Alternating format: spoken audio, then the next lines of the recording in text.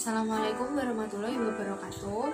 Saya perwakilan dari kelompok 10 ingin mempresentasikan tentang manajemen hubungan sekolah dengan masyarakat. Perkenalkan, nama saya Ayu Arinda Nurhidayah. Nama saya Bloki serta Livia Parajuba. Perkenalkan, saya Dila Maya Puspita. Ada 5 materi yang akan kita bahas. Yang pertama adalah manajemen hubungan sekolah dengan masyarakat. Yang kedua adalah prinsip peningkatan partisipasi masyarakat. Yang ketiga adalah keterkaitan masyarakat dengan lembaga pendidikan. Yang keempat adalah teknik peningkatan partisipasi. Dan yang terakhir adalah komite sekolah. Materi yang pertama adalah manajemen hubungan sekolah dengan masyarakat. Pengertian manajemen hubungan sekolah dengan masyarakat menurut beberapa ahli yaitu yang pertama menurut Gunawan dan Benti adalah proses komunikasi antara sekolah dengan masyarakat dengan tujuan untuk meningkatkan pengertian masyarakat. Kemudian menurut Juhji yaitu kegiatan yang sengaja dilakukan oleh lembaga agar masyarakat memahami, mempercayai, dan memberi dukungannya.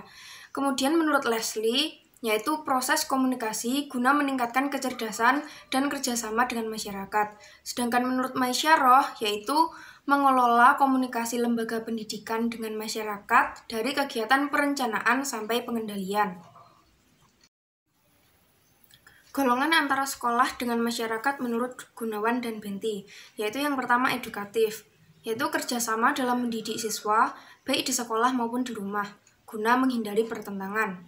Yang kedua kultural, yaitu adanya hubungan saling membina dan mengembangkan kebudayaan masyarakat guna mengembangkan pendidikan. Yang ketiga yaitu institusional, yaitu kerjasama antara sekolah dengan lembaga resmi lain. Tujuan pengembangan hubungan jika ditinjau dari kepentingan sekolah yaitu ada 4. Yang pertama, memelihara kelangsungan hidup sekolah. Yang kedua, meningkatkan mutu pendidikan di sekolah. Yang ketiga, memperlancar proses belajar mengajar. Dan yang keempat, yaitu memperoleh dukungan dan bantuan. Tujuan pengembangan hubungan jika ditinjau dari kebutuhan masyarakat juga ada 4, yaitu yang pertama, memajukan dan meningkatkan kesejahteraan masyarakat. Yang kedua, memperoleh bantuan dan memecahkan masalah.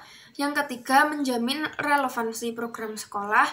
Dan yang keempat, yaitu memperoleh anggota masyarakat yang makin meningkat kemampuannya.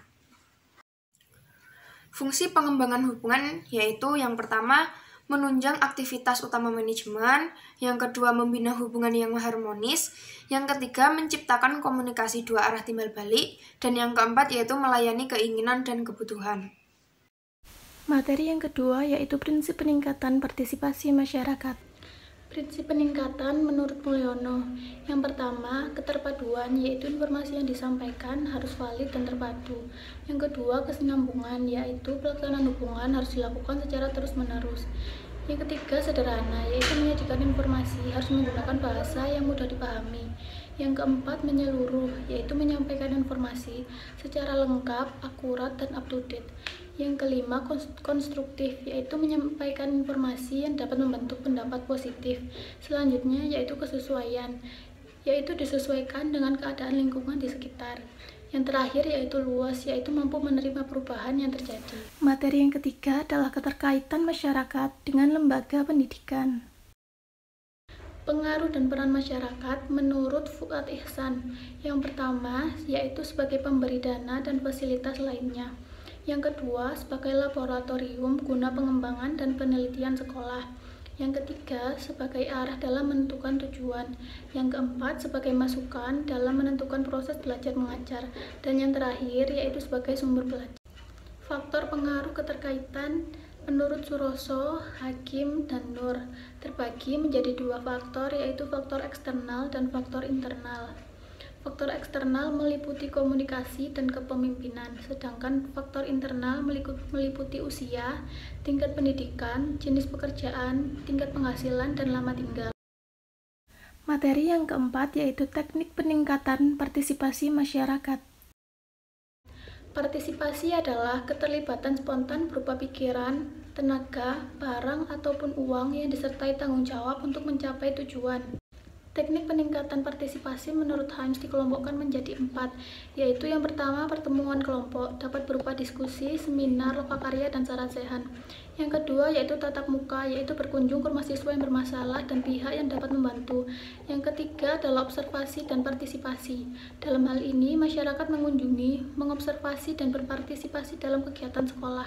Yang keempat yaitu surat menyurat dengan berbagai pihak yang dapat dikaitkan dengan penyelenggaraan pendidikan. Nah, selain itu, Bekin juga mengemukakan bahwa kegiatan humas atau public relation juga dianggap penting untuk meningkatkan partisipasi masyarakat dan perlu dilaksanakan oleh pihak sekolah.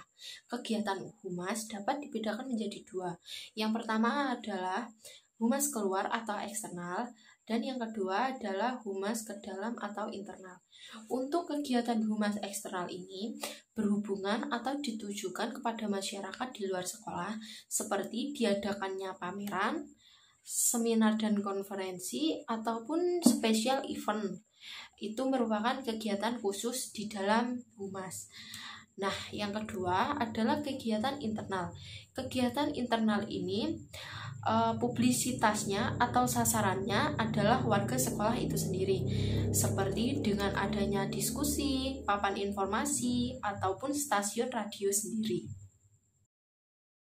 Materi kelima adalah komite sekolah. Keputusan Menteri Pendidikan Nasional nomor 044-U/2002 tentang Dewan Pendidikan dan Komite Sekolah menyatakan bahwa pengertian komite sekolah adalah badan mandiri yang mewadahi peran serta masyarakat dalam rangka meningkatkan mutu, pemerataan, dan efisiensi pengelolaan pendidikan di satuan pendidikan, baik pada pendidikan prasekolah, jalur pendidikan sekolah, maupun jalur pendidikan di luar sekolah. Selanjutnya adalah tujuan dari komite sekolah itu sendiri. Yang pertama adalah mewadahi dan menyalurkan aspirasi dan prakarsa masyarakat dalam melahirkan kebijakan operasional dan program pendidikan di satuan pendidikan. Yang kedua adalah meningkatkan tanggung jawab dan peran serta masyarakat dalam penyelenggaraan pendidikan di suatu satuan pendidikan. Yang terakhir adalah menciptakan suasana dan kondisi transparan, akuntabel, demokratis dalam penyelenggaraan dan pelayanan pendidikan yang bermutu di satuan pendidikan. Untuk peran dari komite sekolah itu sendiri adalah yang pertama adalah pemberi pertimbangan dalam penentuan dan pelaksanaan kebijakan pendidikan di satuan pendidikan. Yang kedua, pemberi dukungan baik yang berwujud finansial, pemikiran, maupun tenaga dalam penyelenggaraan pendidikan di satuan pendidikan.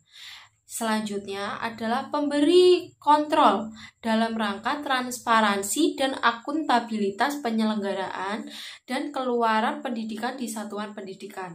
Dan yang terakhir adalah sebagai mediator antar pemerintah dengan masyarakat di satuan pendidikan. Adalah fungsi dari komite sekolah itu sendiri. Yang pertama adalah mendorong tumbuhnya perhatian dan komitmen masyarakat terhadap penyelenggaraan pendidikan yang bermutu. Yang kedua, melakukan kerjasama dengan masyarakat dan pemerintahan berkenaan dengan penyelenggaraan pendidikan yang bermutu. Yang ketiga adalah menampung dan menganalisis aspirasi, ide, tuntutan, dan berbagai kebutuhan pendidikan yang diajukan oleh masyarakat. Yang keempat adalah memberikan masukan, pertimbangan, dan rekomendasi kepada satuan mengenai kebijakan dan program pendidikan. Yang kelima adalah mendorong orang tua dan masyarakat untuk ikut berpartisipasi dalam pendidikan guna untuk mendukung peningkatan mutu dan pemerataan pendidikan. Yang keenam, menggalang dana masyarakat dalam rangka pembiayaan penyelenggaraan pendidikan di satuan pendidikan. Dan yang terakhir adalah melakukan evaluasi dan pengawasan terhadap kebijakan, program, penyelenggaraan, dan keluaran pendidikan di satuan pendidikan. Dari kelompok kami tentang manajemen hubungan sekolah dan masyarakat. Jika ada kurang lebihnya, kami mohon maaf. Wassalamualaikum warahmatullahi wabarakatuh. Terima kasih.